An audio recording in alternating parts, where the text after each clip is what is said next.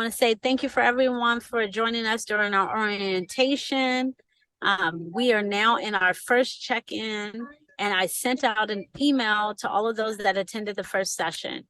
I'm just going to briefly go over that email because it includes our checklist items that we'll be going over between now and when we leave to Cuba, June 13th, 2024. So just briefly going over, it says, greetings, Melanin Scholars families, friends, and welcome guests. We hope your week is off to a great start. We are so excited that you join us during our 2024 Juneteenth Celebration orientation. It was amazing, and the community engagement was right on point. Watch our video replay here. So we highly suggest anyone that didn't attend the orientation the last time, click that video, watch it, go through it, share it with others as it goes through in-depth details that we discussed during our first orientation. Now, below is a brief recap of our session that, again, you can feel free to forward to your family, friends, and those that are interested in joining us in Havana, Cuba, June 13th through the 20th of 2024. Some very important action items that are needed, and that is the first one, that you register or save the calendar invite for our Sunday check-ins. This is where you'll get, insights preparing you for our Cuba trip. Anywhere between how to get a passport to specific information about Cuba and why it's important that we go and how we're going to get there together. So please do make sure you click on that registration so it can save to your calendar. That way you can get those weekly updates so you don't miss what's coming. We also have our 5-minute survey if you have not done it already, so we know exactly where you are and what help you need. This will cover everywhere between the program packages to accommodations, including housing, transportation, and food. So please do make sure you take the time to do that. We'll have some in our session today to complete that survey so that we can better know from the Melanin Day School and Agri Farms how to help you all.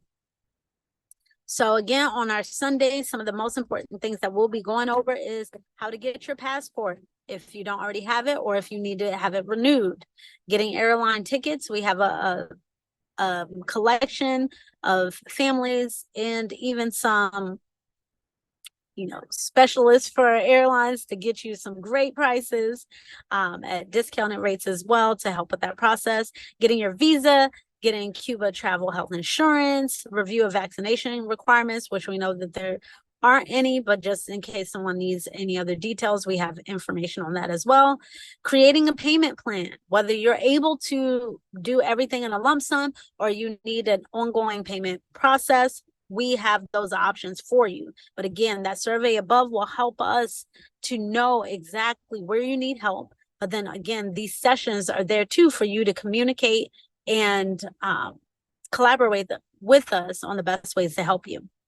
Schedule the time off. Go ahead and block that calendar, the 13th to the 20th off on your calendar now in preparation for going to Cuba next year. Review of our itinerary, roles, and responsibilities, and any expectations as we go on this trip. As it is an educational tour, we are there to learn. We are there to share, right? Grow and play as we always do at the Academy. So these meetings, again, will be an opportunity for us to continue to share that together. Again, please use this time and feel free to reach out to us if you have any questions. Our meetings are every Sunday, 3:30 to 4 p.m. Pacific Standard Time. If you're on the East Coast, that's 6:30 to 7 p.m.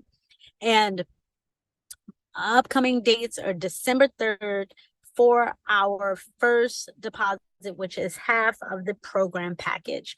Again, we'll go over more details into that for today. Feel free to forward this around. We are seeking 50 attendees to lock in these amazing rates. The more people we have, the less it is. And so that is a collection of us all coming together to have an amazing time. That kind of goes over our agenda for each of these meetings and some of the action items we need from you all. Other than that, I'm going to turn it back over and stop sharing. Here we go. So here, that's kind of the details there. And so while we're here, I wanted to chime in with Mama Azia and just see, because she's one that's been to Cuba. I haven't been just yet, and wanted to chime in and say, Mama Azia, why did you go to Cuba? Wow. Initially, I just wanted to do something and go somewhere for my birthday. And I thought about Cuba and I looked into it to see if it was even possible. And then once I discovered that it was actually possible, um, yeah, I just started manifesting. This is all within a few months. And so the more I looked up Cuba, I already knew a little bit about it. The more I really, really just even more so wanted to go and learning about their rich history. And I've always associated Cuba of a place where I would go to further my dance experience because I'm a professional dancer. And I've had several friends who went to Cuba and had such amazing experiences and learning opportunities to really, immerse themselves in the culture and get the essence of, the richness of their dance and song and music. And so I wanted to really experience that as well. And so when I went, I was just very blown away. And I can say that this was the most magical trip I've ever been on. And the reason why I say it was magical is because it's like every day, things were lined up to, and just what I wanted or slightly thought about or wished for, it just came to me. And the arts, the music, oh, it was just phenomenal. I would just say that. Um, so yeah, and it's so different.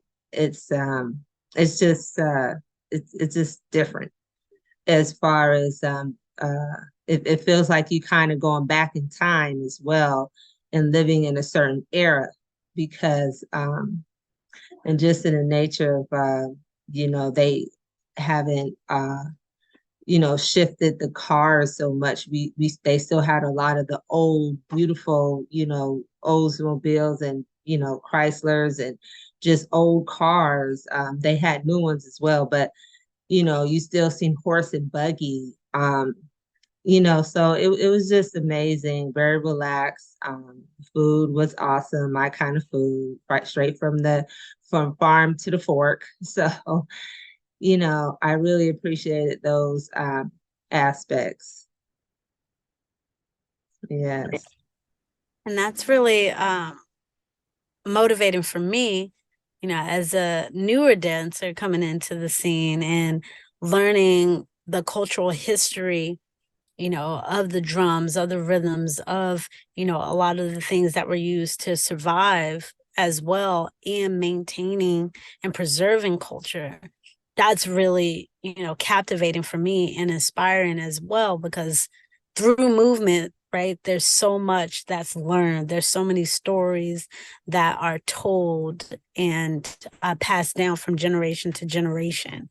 And so, being that you've already gone and had this experience, what would you say are a few things that were surprising to you, right, when you went, right, that, made you want to come back Oh my again? God. Like every day, like 100 things. But like this one day we were just walking, a tour guide was taking us around town. And I don't know what shop we were in, but I heard this beautiful voice, like out of this world, kind of like Celia Cruz, that kind of experience. And then I looked out and there was this beautiful black chocolate sister, voluptuous sister, just singing her heart out in white and red. And she was selling granuts, peanuts. And we had a moment because I was just like, I don't know what I said, but she felt my energy like, oh, I love you, sis. I appreciate this. This is beautiful. And she sung to my soul. She sung to my soul.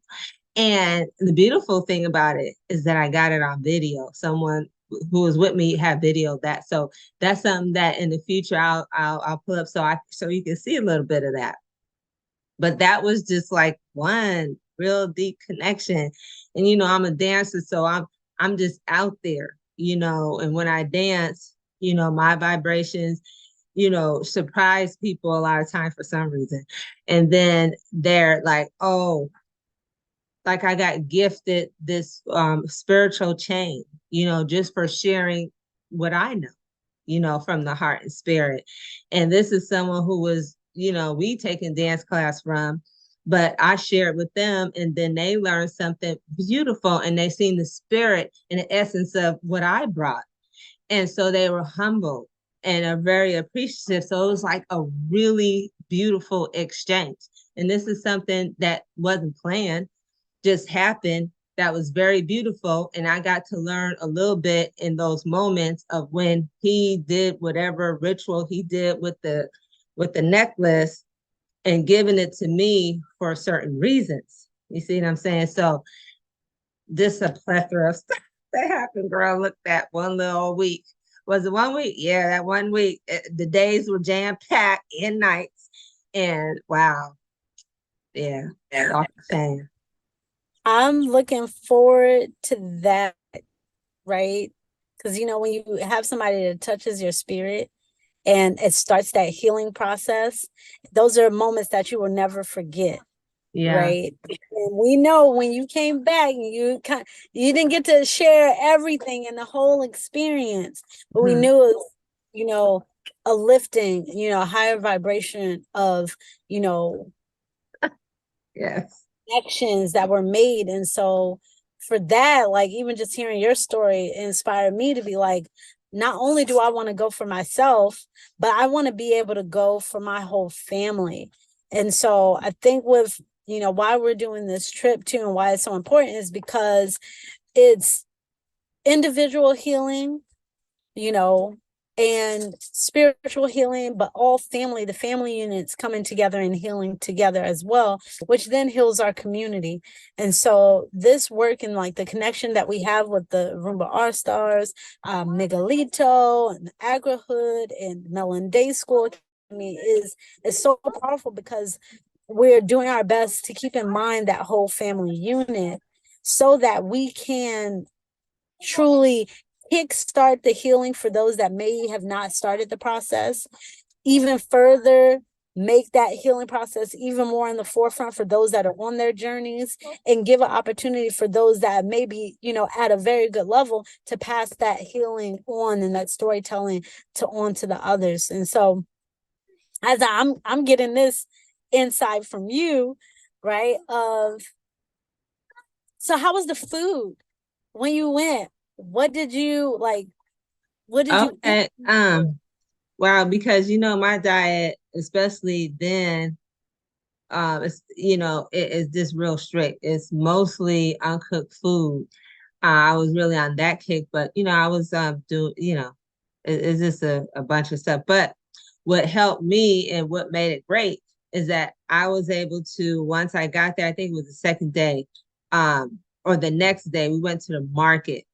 And so our tour guide was able to negotiate and get all the food that we want and help to pay and all that stuff. So we came out with some bags of groceries. We had mangoes, we had pineapple, we had the avocado, um, we had the fresh basil and the salad, all the kind of stuff, onion, all the kind of stuff that I eat. I make salads. And then I brought a lot of stuff myself.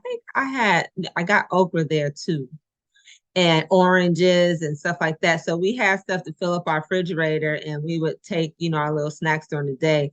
And so outside of that, and outside of what else saves me, because I don't eat, I love to eat my treats. I call them my treats, but my treats you can hardly find anywhere. And if you want the treats that you get from your grocery store, liquor store and stuff, they ain't gonna even be in Cuba. So you got to bring your treats there. So I brought my little organic treats, my little chocolates that I like, and healthy snacks and stuff. And that always kept me happy. But you know what ended up happening? Every time I would bring it out every day, there'd be somebody I would give it to and say, try this. They want it. Now here you go. Or someone, little teenager hungry or something, or say, hey, I give it to them like, oh, what's this? Oh, wow, thank you. So I end up giving away a lot of my little stuff. And I felt good about that. It was good. But when I did go out to eat, my girlfriend, she enjoyed it. The food when we went out to a good restaurant. I really didn't really eat much like at the restaurants. But there was this one restaurant I was able to order, the salads are good. There is actually good, basic, but this pumpkin soup, it was some sort of pumpkin soup. It was so delicious and all great natural ingredients, um, and so that was just superb when I can find stuff like that. I think I had some fries one time, some potato fries or whatever. But because my diet is limited and eating out, so and just being mindful and careful too where you eat, you know. So you really want to go recommended places from your tour guide. So and then not to drink the water because you want to avoid having any kind of diarrhea, stomach illness, whatever, because you want to enjoy your time. So me and my friend, we made sure we brought our herbs. She brought chocolate. I mean, every day I had my ritual of taking my vitamin stuff because my goal was like to be healthy there so I can enjoy it. And I had one day of sickness because, when you're in a new environment, you got to adjust, right? And you might get a little sniffles or whatever. So we had stuff to combat any of that stuff, to squash it. So, and we was out in the sun every day, walking, getting fresh air, sunlight. So it was beautiful. Yeah, we went on the tours. It was beautiful. Yeah, and so much more to Cuba. We only covered a teeny bit. And there's so much more that I hear that, like in Trinidad, there's a place where there's waterfalls and just beauty, you know, um, for the eyes to just be in heaven with. And so there's other places that I didn't get a chance to go, but I seen pictures and other people told me about these places, and I'm like, oh wow, one day, you know, and because your time is just filled up. And yeah, but where we did go was awesome. My highlight of the trip was definitely when we went to Venus, which we'll be going to Tuesday of our trip. And that is where the cultural arts, they keep the cultural arts in one of the first settlements of the slave trade. So there's the Black folks that are learning and keeping the culture up.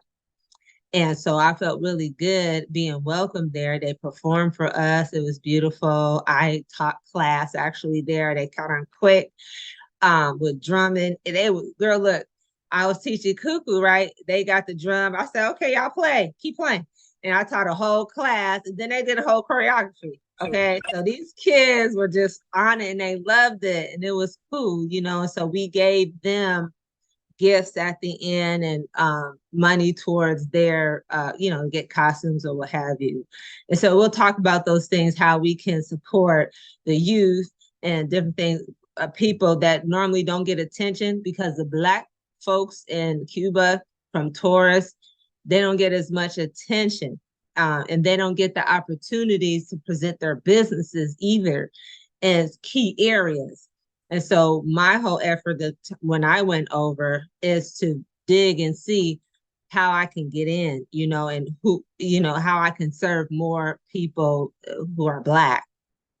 And so we were able to, uncover that. And I plan to uncover more and connect with those people because, it seemed like a lot of places that we go, we kind of on the low end, bottom. And so while other people, they get to eat first, You know what I'm saying? And they're set up that way somehow, and the society set up that way that so we have to look and we have to strive to make those connections and help those, you know, who need, actually even need it the most. And it happens to people, and that's what we connect with. And that's where our whole social justice aspect of us being able to connect, that's a big part of it. And then, you know, what we come back with and bring home, we share, and we become stronger as a community. So I'm looking forward. Yes. And Yeah, you you hit on so many really important things that, you know, people may not think about when they need to go. There's specialty things, there's snacks or any conveniences, right, that they need, things that they would like to share. I would like to share. We met one person in the airport when we were going to Egypt. Ruben and I went to Egypt. And when we went, you know, also originally Kemet, and a guy said he takes certain gifts with him that aren't always money, you know, that you either give to your host or give to people that you meet. It might be little trinkets and things like that. So then when you do meet people that you would like to share things with, you already have it available. I think that that's something that's really powerful too, because everybody may not dance and have that beautiful gift to do that, but maybe they write poetry or maybe they, you know, have pictures or do artwork. They may be able to exchange that. And I think that's very powerful, right? To share, you know, something that we're strong at or something that we're passionate about with the other cultures. So that's for you to, you know, have that and experience that. And as we're, you know, focusing on the Black community and understanding where there are these injustices and educating ourselves, a lot of times I think we find the similarities between Cuba and being in the States as well, and how we can work together better, right, to become stronger, to the point that you said, you know. And finding those things that how they can help us on our journey, as well as vice versa, how we can help them on their journey.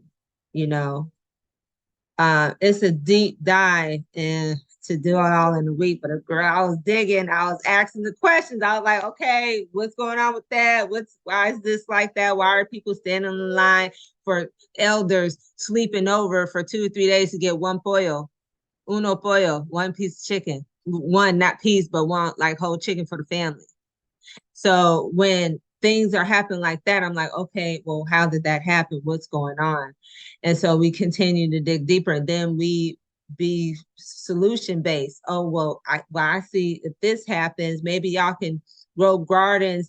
You know, I know it's a little bit hard, not that much land in Havana, but on your porches, on this or that. And then there was a comment, well, okay, we can grow this stuff, but if we start doing this, then the government wants some of that too.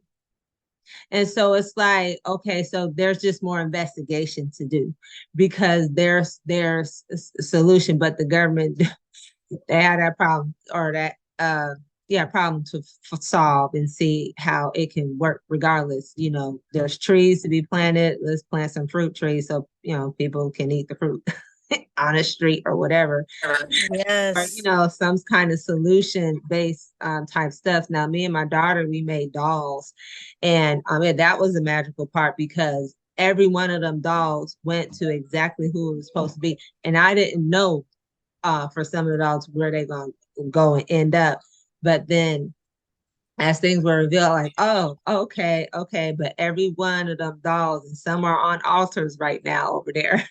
Yes. um, you know, and some of them went to the children too. So, you know, people hold tight. You might want to think of comfort toys for children too, because they'll never get and lose and get rid of that dolly or that teddy bear or something. And I saying, just being creative about your gifts. So we Africanized these little black dolls I got from the dollar store. They were nice and beautiful and fluffy, lightweight. We put cowrie shells. We put what we put skirts, grass skirts on them. We had African material. We sewed up, so we made little dresses, and so we just decorated it and Africanized it up. But it was our energy and our shame. We spent a lot of time on it, so that's something that Musarika was, even though she didn't go this that time, was able to give and be recognized too, and feel good about just that. So, and making those connection with those people. So, and they know that, she made those, the dolls. I showed the pictures and stuff. And then I took pictures, of course, and everyone was like really happy with, just, that's just one. And they were lightweight. And so it didn't really take up much space, and it surely didn't take up much weight. So that was like a pretty good gift to get. And I think I see some more of them dolls, and I bought some dolls. So I got some work to do, but we have a whole year. So, okay. Well, that is probably about it. And we're going to wrap this up. It is 6:57. So you all have any questions, you know who to reach out to. And I hope to see you actually next Sunday. And also make sure that you do your survey, so we can better understand how to help and serve your particular search situation, how to help you in this process and actualizing your going in your journey to Cuba with us for Juneteenth. All right, love y'all. Peace and blessings.